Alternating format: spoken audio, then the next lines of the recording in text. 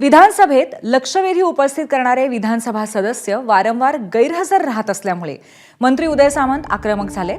लक्षवेधीच्या उत्तरांसाठी आम्ही पहाटेपासून तयारी करतो आणि सदस्य मात्र गैरहजर राहतात। यामुळे उदय सामंत यांनी नाराजी व्यक्त केली आहे। जे सदस्य गैरहजर असतात त्यांची लक्षवेधी रद्द करण्याची मागणी त्यांनी केली आहे। काल राष्ट्रवादी शरद पवार गटाचे रोहित पाटील आणि आज संदीप क्षीरसागर यांची लक्षवेधी असताना गैरहजेरी होती।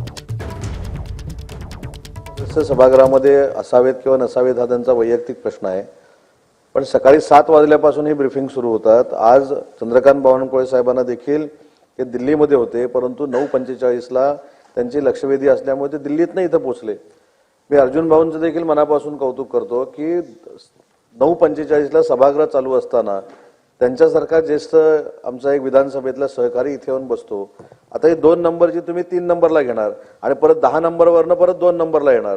माझं म्हणणं आहे की या बाबतीमध्ये आमची विनंती आहे मंत्री महोदयांची सगळ्या की असे सदस्य जर उपस्थित नसतील त्यांच्या लक्षवेधी लॅप्स कराव्यात, कारण हे होत नाही आणि याची किती दिवस उत्तर देत बसायचे हे पण एकदा ठरवलं पाहिजे ना। ज्यावेळी सदस्यांना एखादा मंत्री ज्यावेळी उपस्थित सभागृहामध्ये नसतो तरी त्याच्या रोषाला आम्ही सामोरं जातो, पण ज्यावेळी सदस्य नसतो त्याचं काय? ही आता 2 नंबरची आहे आणि 2 नंबरची काल पण निर्णय याच्यावर झाला नाही, हेच झालं ना।